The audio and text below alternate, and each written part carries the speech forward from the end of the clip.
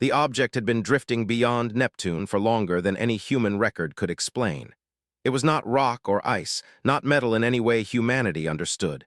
It did not reflect light. It did not absorb it either. Instruments showed it as a clean absence, a smooth hole in the background of space. It was there, and it was not there, and that alone frightened people. The first probe sent toward it went silent before crossing 1,000,000 kilometers. The second probe returned numbers that made no sense, then erased its own memory. The third probe sent a single message before shutting down. The message was not code. It was not math. It was not physics. It was a sentence. We hear you. That was when the United Planetary Council stopped arguing and started listening. They tried every language. They tried signals built from logic and pattern. They tried silence. Nothing worked. Then a technician in a quiet room, tired and annoyed, muttered a sentence in plain English while running diagnostics. The object responded within seconds. That changed everything. Doctor.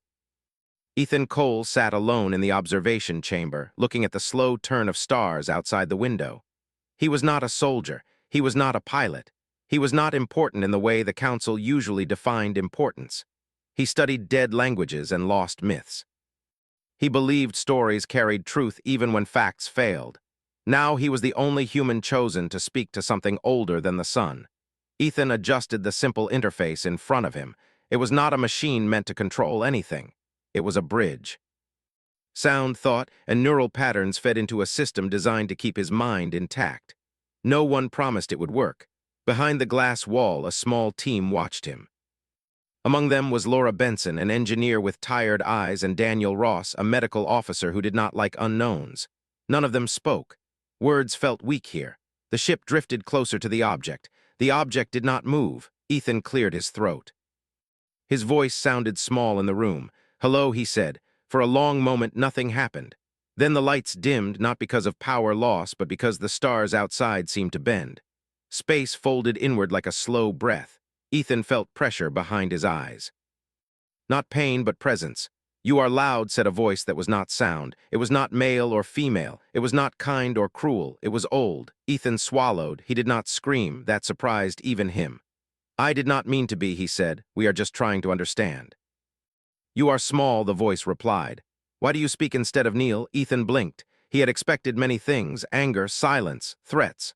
Worship had not crossed his mind. "We do not kneel much anymore," he said carefully. "We talk first." The pressure shifted. Stars outside twisted, then settled. "You are different from the others," the voice said. Ethan let out a slow breath. He did not know who the others were, and he did not ask. He had learned long ago that stories revealed themselves in their own time. "My name is Ethan," he said. "I am human. I know what you are," the voice replied. "I have known your kind since before your oceans settled." That made his heart race.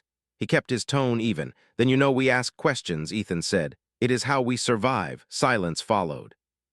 Not empty silence, but heavy, thoughtful silence. "Few survive by asking," said the voice. "Most survive by obeying." Ethan smiled just a little. That had always been the difference. "Then most do not survive very long," he said. The presence grew stronger. The room temperature dropped. Frost crept along the edge of the glass. Alarms started to blink, but no one stopped the link. "Bold words for a brief spark," said the voice. "I am Ultharian. I watched your ancestors learn fire. I watched your kind scream into the dark and hear nothing answer." Ethan felt awe then, true awe, but he did not bow. "Maybe we screamed into the dark," he said, "but we also learned to listen." For the first time, the voice paused in a way that felt uncertain. "You listened poorly," Ultharian said. "You filled the void with noise." Ethan nodded. That was fair. "We do that," he admitted. "Silence scares us." "Why?" asked Ultharian. "You end anyway." Ethan looked past the glass wall, past the crew, past the ship into the stars. "Because the end is not the same as meaning nothing," he said. "A short song can still matter." The object outside shifted. It was subtle, but every sensor screamed change. Space bent inward, then smoothed again. "You speak as if you believe this," Ultharian said. "I do," Ethan replied. "I have to." "Why?" asked the god. Ethan did not answer right away. He thought of cities rebuilt after fire, of people standing up after loss, of humans choosing to help strangers they would never meet again. "Because if we stop believing that we matter," he said, "then we already ended." Ultharian said nothing. Images filled Ethan's mind without warning. Burning worlds, silent stars, species erased like dust brushed from a table, gods moving on without regret. Ethan's hands trembled, but he stayed.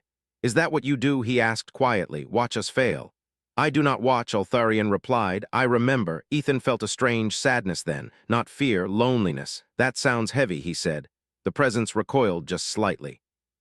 "You pity me," said Ultharion. "You who will fade before a blink." Ethan shrugged, a very human gesture. "Maybe," he said, "time does not decide who feels alone." Another pause. No one had ever said that to Ultharion. "You were not summoned to speak comfort," the god said. "I know," Ethan replied. "I was summoned because you answered us." "Yes," said Ultharion, "I answered because you would not stop speaking." Ethan laughed once softly. "That sounds like us," he said. The pressure eased, the frost on the glass melted, the alarms went quiet. "Tell me, human," said Ultharion, "why do you reach into the dark when it has never been kind to you?"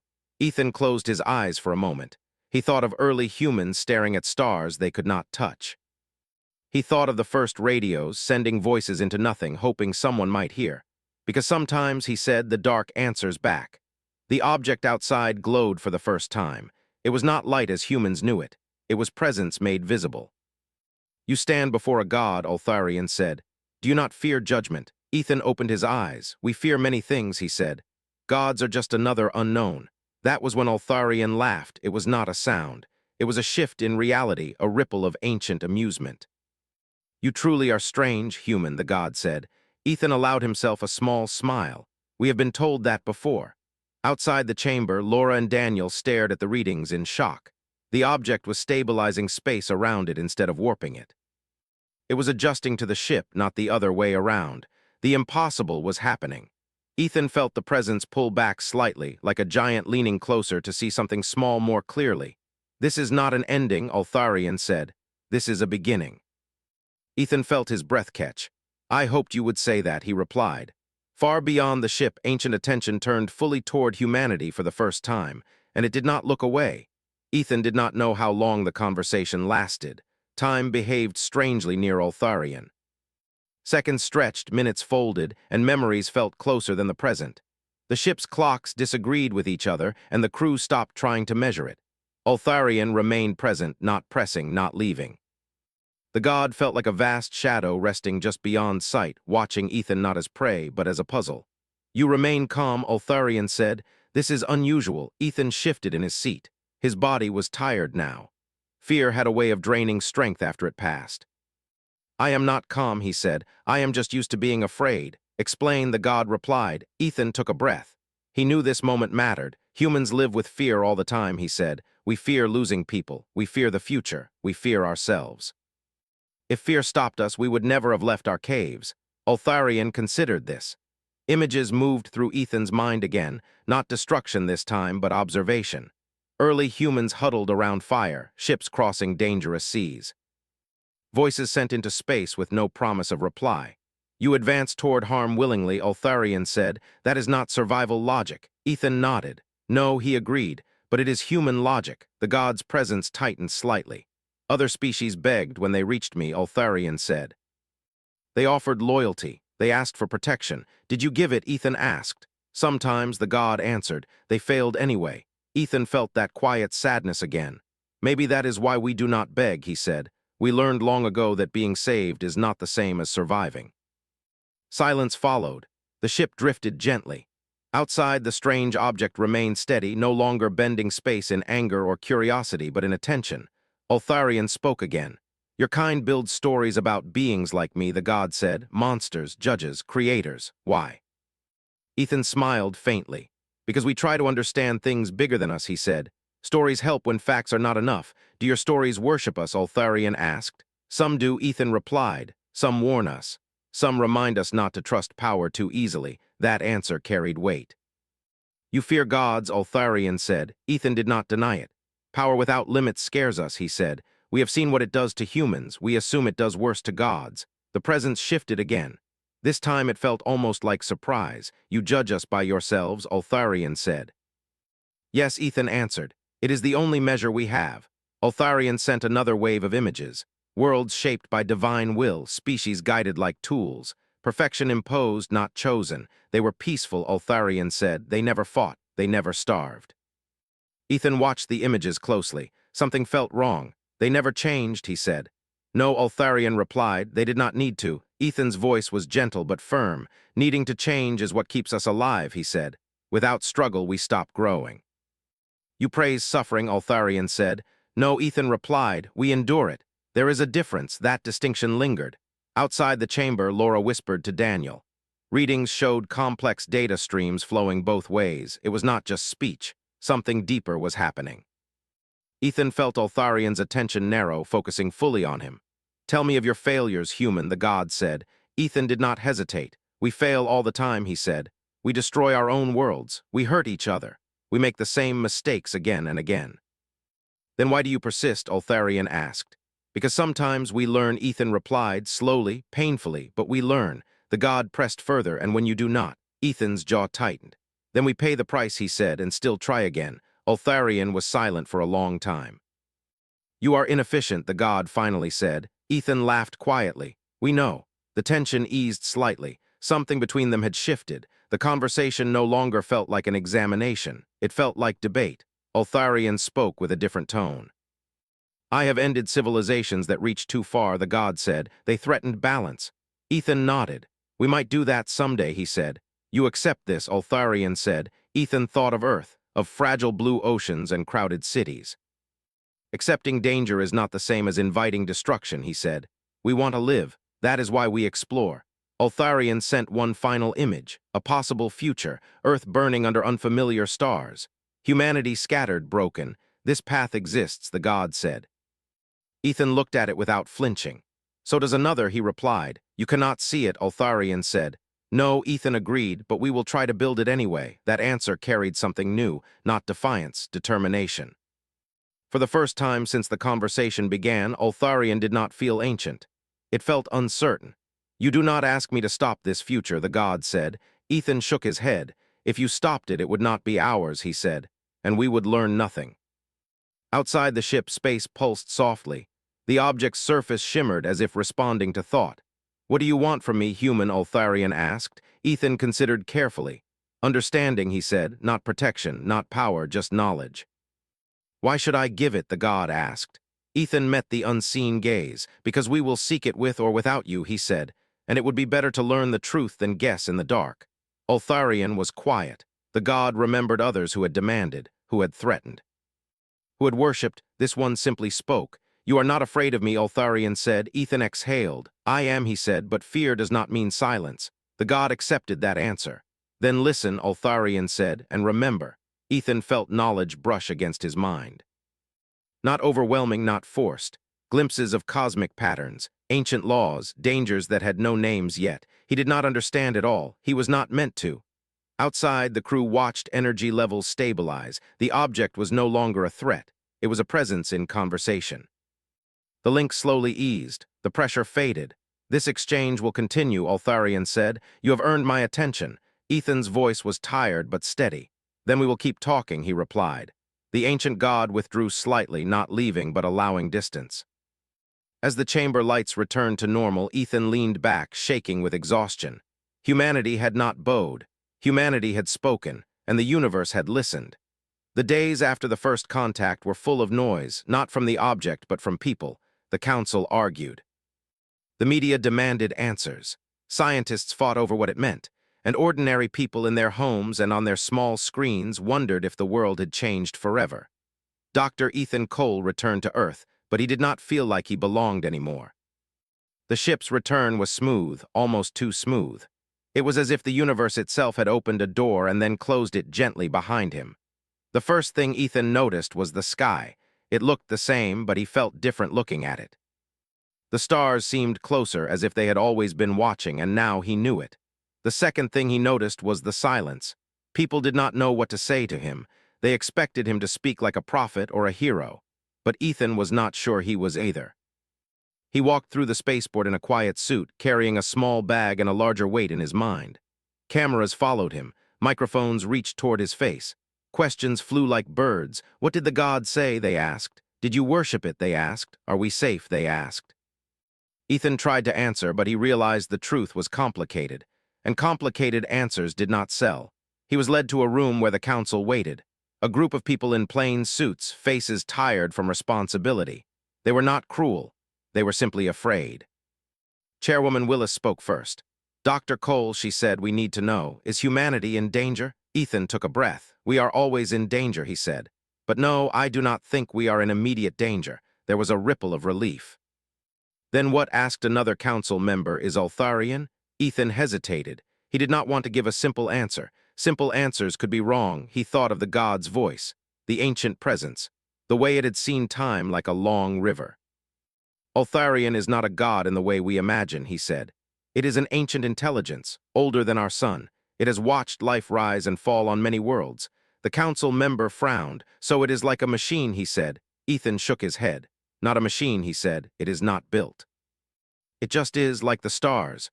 A woman in the back leaned forward. "Did it help us?" she asked. Ethan thought of the knowledge it had offered. The maps, the warnings, the glimpses of the future. "It did not help yet," he said. "But it gave us a choice, and that is something." The council was silent. Then the chairwoman asked the question that had been on everyone's mind. "What did it want, Ethan?" He looked down at his hands. They were shaking slightly. "It wanted to be seen," he said. "Not worshipped, not feared, just understood."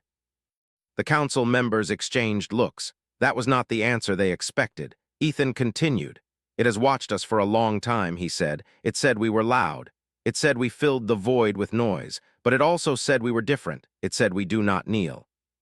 The chairwoman leaned back. "And you think it respects us?" she said. Ethan nodded slowly.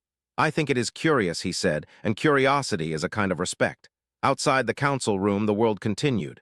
News anchors debated, people argued online, the old fears returned. Some said Altharian would return and destroy Earth. Others said it was a gift, a new god to worship. Some believed it was a test. Ethan listened to the arguments and felt tired. He had seen too much to believe in simple answers. He returned to his home, a small apartment near the city center. He had expected to feel safe there, but the city felt different now. Every building seemed too small. Every person seemed like a small part of a larger story. He sat at his table and opened a notebook. He wrote down the words Altharian had spoken. "You are loud. You are different. This is a beginning." He stared at the page. He did not know what to do with the words. He did not know if they were a warning or a promise. Then his phone rang. It was Laura Benson. "Ethan," she said, her voice low, "you need to come to the research center." "What's wrong?" he asked. "Altharian is sending something," she said. "It's not a message, it's data, and it's huge." Ethan felt his heart beat faster. "What kind of data?" he asked. "I don't know," she said, "but it's like a map and a warning." Ethan stood up without thinking. "I'm on my way," he said. The research center was a building filled with screens and people who did not sleep. Scientists worked in shifts, watching the sky. They had been waiting for more contact. They had not expected it to come so soon. Laura met him at the entrance. "They won't let you in without a council pass," she said, "but I have one." Ethan followed her into the center. The air smelled of coffee and electronics. Screens showed images of the object far beyond the solar system, still drifting in silence. In the main room, a large screen displayed a pattern. It was not a picture. It was a structure.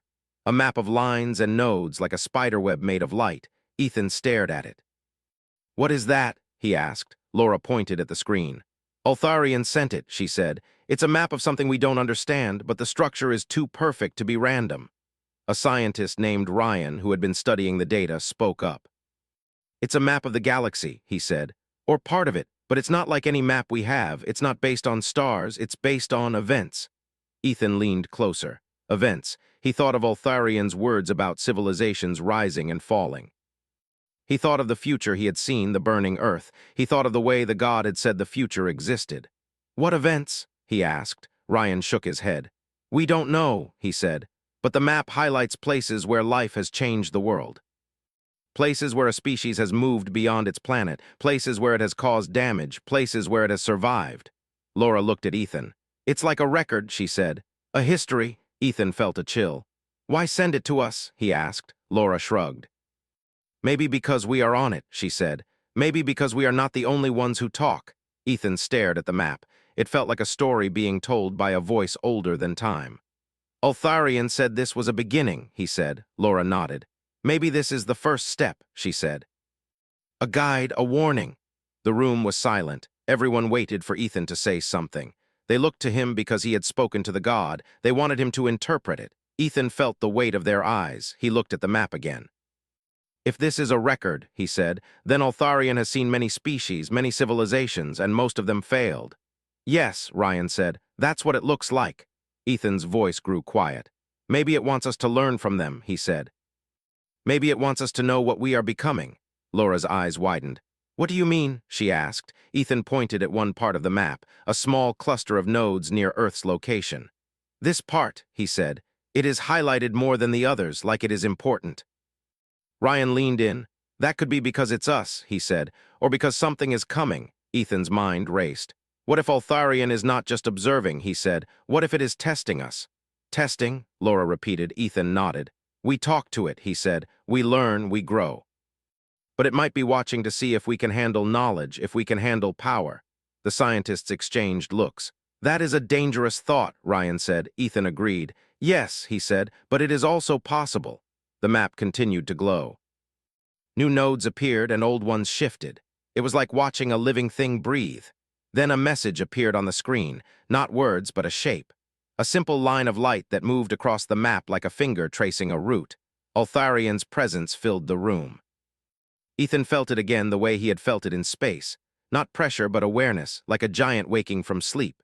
The god spoke in his mind. You are moving toward a point of no return, it said. Ethan swallowed. What point, he asked. Altharion's voice was calm but firm. You are becoming like the others, it said. You are building tools that can destroy worlds. You are expanding without understanding the cost. Ethan felt anger rise, but he controlled it. We are not perfect, he said. But we are trying. Trying is not enough, Altharion replied. The room fell quiet. No one spoke. The god's words felt like a storm. Ethan looked at the map. The line of light continued to move. It stopped at a node far beyond the solar system. That node glowed brighter than the rest. Altharion spoke again. This is where your kind will meet the first test, it said, and it will not be kind. Ethan felt his heart pound. What test? He asked aloud. The god did not answer in words. Instead, the map shifted, showing a shape like a dark cloud moving through space. It moved toward the solar system slowly, like a tide. Laura stared at the screen. What is that? She whispered. Ethan shook his head. I don't know, he said, but Altharion is warning us. The god's presence faded slightly. Remember, it said. Do not become the kind of species that begs for a god to save it. Then the connection ended. The room remained silent. The map still glowed, but the voice was gone. Ethan stood there, feeling the weight of the warning. He knew the world would react with fear. People would panic. Governments would prepare for war, but he also knew something else. Altharion had not offered protection. It had offered truth, and truth was a dangerous thing. As the night grew late, Ethan left the research center. The city was quiet. The stars were bright. He looked up and felt the same strange feeling he had felt on the ship. The universe was not empty. It was watching. And humanity was no longer alone in the dark. The warning spread like a wildfire, not the fire of flames, but the fire of fear. People who had not believed in gods suddenly prayed. People who had never trusted the government suddenly demanded answers. The world became louder, as if it was trying to drown out the idea of danger. Dr. Ethan Cole watched the chaos from his small apartment. He turned on the news and saw headlines that made his stomach turn. Ancient God warns humanity, danger ahead. Altharion predicts extinction event. Is Earth doomed? Ethan turned the television off. He had spoken to Altharion. He had heard the warning. But he had not been told the details, and that made the fear worse. He did not know what was coming. He only knew that it was real. The next morning, he was called back to the council. This time, it was not a friendly meeting. It was a meeting of fear. Chairwoman Willis sat at the head of the table. Her face was pale. Dr. Cole, she said, the public is demanding action. The council wants to prepare. We need your help. Ethan nodded. What do you want me to do? He asked. We want you to speak to Altharion again, she said. We want you to ask what the danger is and how we can stop it. Ethan looked at her. I can try, he said, but Altharion may not answer. It does not like being ordered. The chairwoman's eyes hardened. We are not ordering you, she said. We are asking. For the safety of everyone. Ethan felt the weight of the room. He stood and walked to the window. Outside, the city looked calm. Birds flew. People walked. Life continued, unaware of the storm that might be coming. I will try, he said. That night he returned to the research center. Laura met him at the door. "Are you ready?" she asked. Ethan nodded. "I have to be," he said. Inside, the room was quiet. The map of the galaxy still glowed on the screen. It looked like a living thing waiting. Laura guided him to the interface, the same system used on the ship but now on Earth. It was meant to protect his mind, to keep him from being overwhelmed. Ethan sat down and placed his hands on the sensors. He closed his eyes. The world around him faded. Altharian's presence returned. "You return," it said. Ethan opened his eyes in the shared space. He was not in the research center. He was in a place of darkness and light, a place that felt like the inside of a star. "I came because people are afraid," he said. "Fear is a small fire," Altharian replied. "It burns fast and dies fast, but it also spreads." Ethan nodded. "We want to know what is coming," he said. "You showed us a map. You showed us a dark cloud. What is it?" Altharian's presence deepened. "It is not one thing," it said. "It is many things. It is the result of your own choices." Ethan frowned. "Our choices?" he asked. "Yes," Altharian replied. "You build weapons. You expand into space. You take what you want without asking if it is right." Ethan felt anger rise again. He did not like being blamed. "We are trying to survive," he said. "We are trying to grow." "Growth without wisdom is hunger," Altharian said. Ethan took a breath. He knew the god was right in some way. He knew humans had made mistakes. He knew the world was not perfect. "What do you want us to do?" he asked.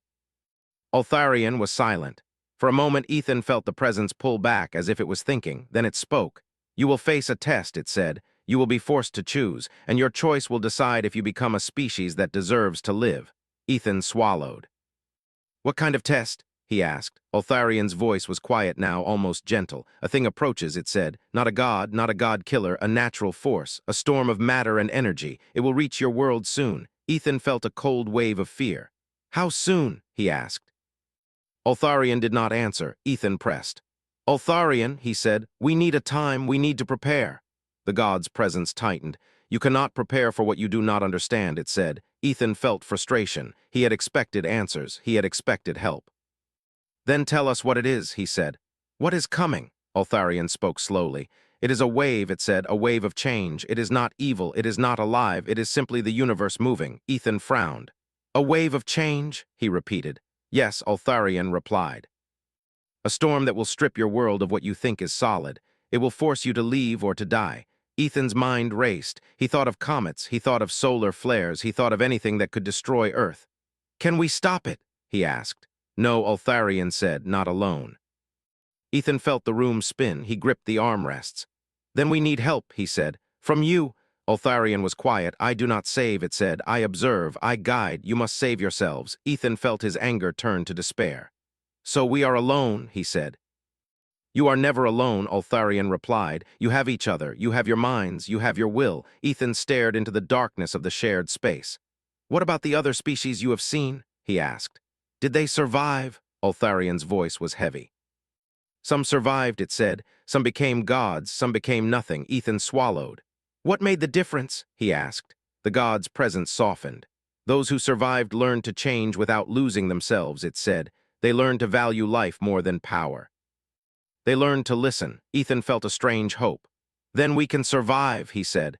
"If we learn." Altharian's presence brightened. "Maybe," it said. Ethan took a breath. "What is the test?" he asked again. The god's voice became clear. "The test is not the wave," it said. "The test is what you do when you face it. You will have a choice to leave your world behind or to fight for it. You will have a choice to share what you have with others or to hide it.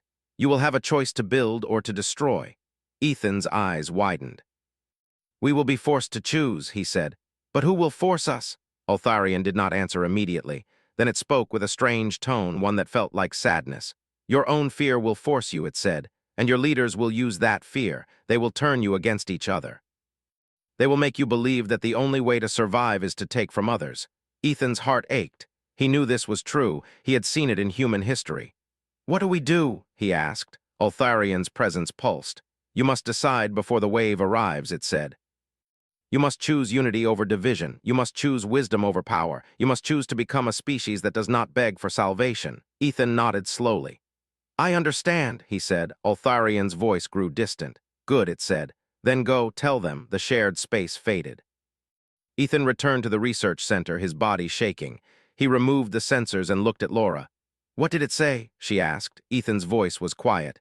"It's coming," he said. "A storm, a wave, and we cannot stop it alone." Laura's eyes widened. "What do we do?" she asked. Ethan looked at the map on the screen. The galaxy was still alive with light and lines. "We do what humans do best," he said. "We talk, we learn, we choose." The days that followed were the hardest of Ethan's life. The Council tried to control the information.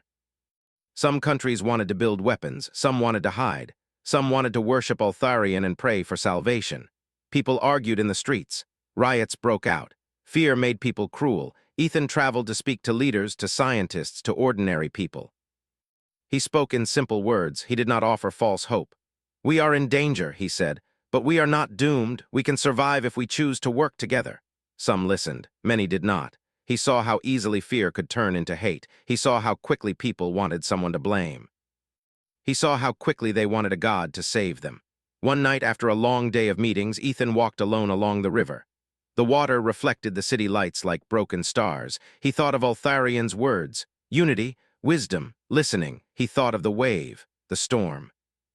The test, he realized something that made his heart ache. The test was not only for humanity, it was for Altharian too. The god had watched species rise and fall. It had seen civilizations beg for mercy. It had seen those who worshipped and those who fought. But it had never seen a species speak to it as an equal, and that had changed something. The next day, the council called Ethan back again. They had news. The world had found a way to use the map Altharian had sent. They had found a pattern in the nodes. A way to predict the storm's path. "We have a chance," the chairwoman said. Ethan's heart lifted. "What is it?" he asked. "We can move some of our population," she said. "Not all, but some. We can build shelters. We can send ships to space. We can prepare." Ethan nodded. "And the rest?" he asked. The chairwoman looked away. "We will do what we can," she said, "but we need to keep people calm." Ethan felt a cold truth. Calm would be hard. Fear was already spreading.